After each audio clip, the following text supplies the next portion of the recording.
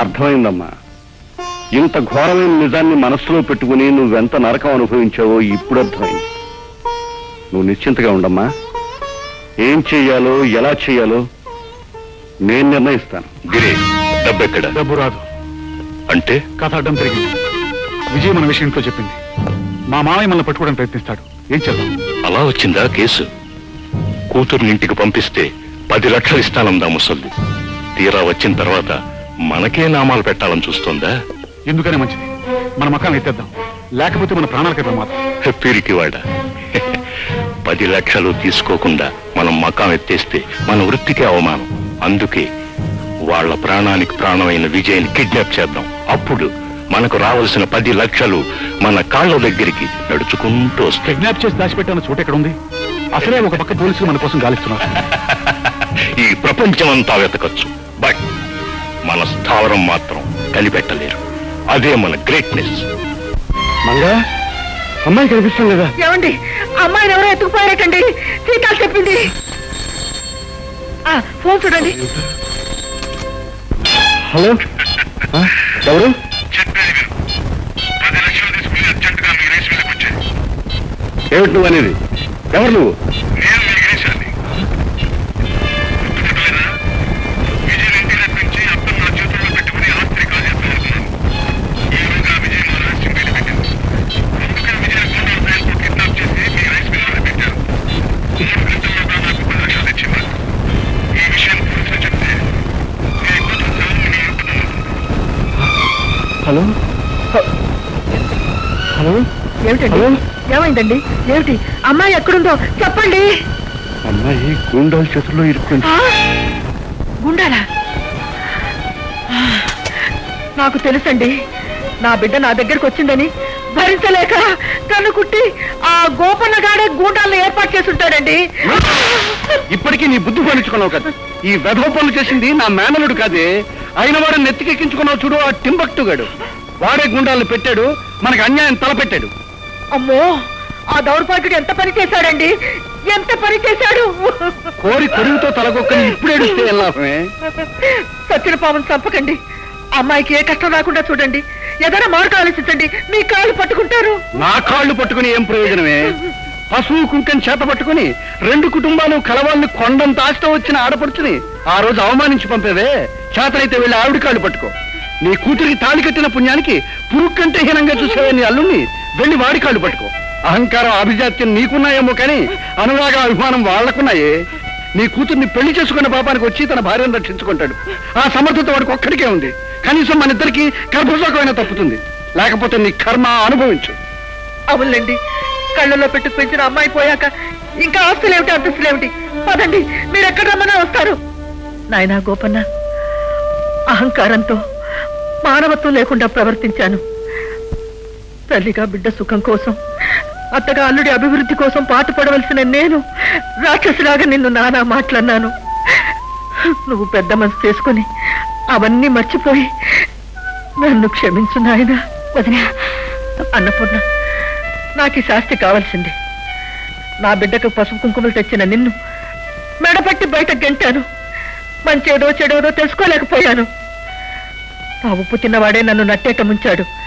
నా బిడ్డ నెట్టుకుపోయి నా గుండెల్లో చిచ్చు పెట్టాడు. అమ్మా అన్నపూర్ణ, గోపన్నతో చెప్పు, నా బిడ్డను ఎలాగైనా కాపాడమని చెప్పమ్మా. నీ కాళ్ళు పట్టుకుంటాను. గోపన్న, విజయ్ నీ ప్రాణాలు కాపాడడానికే పుట్టింటికి వచ్చింది కానీ నీ మీద కోపంతో కాదయ్యా. తన అత్తయ్య మెప్పు కోసం ఆ గిరీశం గారు విజయ్ తన మాట వినకపోతే ప్రాణాలు తీస్తానని బెదిరించాడు. మరైతే ఈ విషయం విజయ్ ఇంతవరకు నాతో ఎందుకు చెప్పలేదు? నీకు కానీ మరెవరికి కానీ చెప్పినా నీ ప్రాణాలు పోతాయని ఆ పిల్ల భయపడిందయ్యా. ఆ భయాన్ని దానిలో కలిగించడానికే దాని కళ్ళ ముందే ఆ మూగసమైన మనుషులను పెట్టి చంపించాడయ్యా. వచ్చి నెత్తురు తాగే ఆ కసాయి వాళ్ళు నా బిడ్డను ఎన్ని బాధలు పెడుతున్నారో ఏమో. గోపన్న, నా బిడ్డను ఎలాగైనా కాపాడినాయనా. వదినా, ఆపదలో ఉన్నది నీ కంటి వెలిగే కాదు, మా ఇంటి దీపం కూడా. బాబు. అమ్మా, అనవసరం మీరు కంగారు పడకండి. ఆ దుర్మార్గుని ఎలాగైనా సరిపట్టుకుంటాను. నా విజయ్ నేను కాపాడుకుంటాను.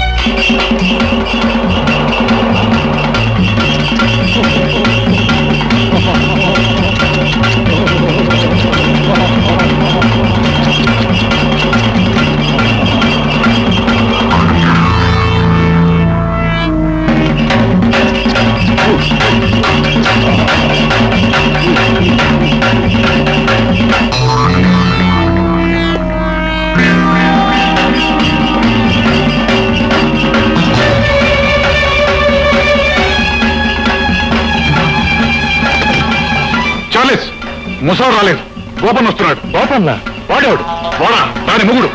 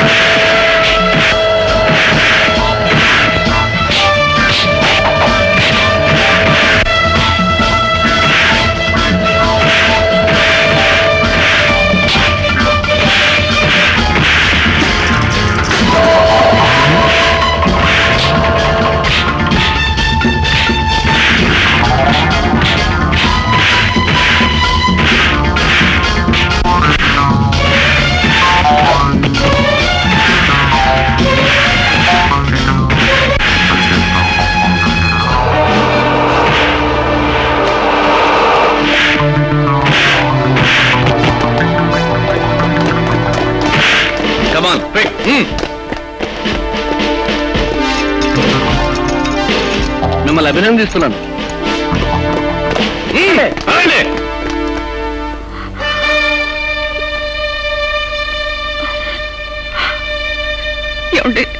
నన్ను క్షమించండి. అంత మాటలకు విజయ,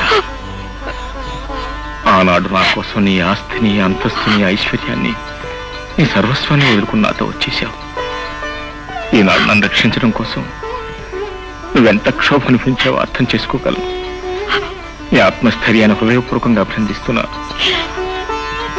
నీలాంటి భార్య దొరకడం నా అదృష్టం.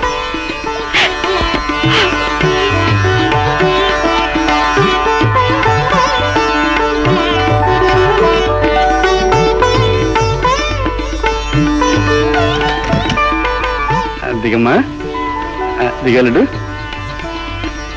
అత్తయ్య,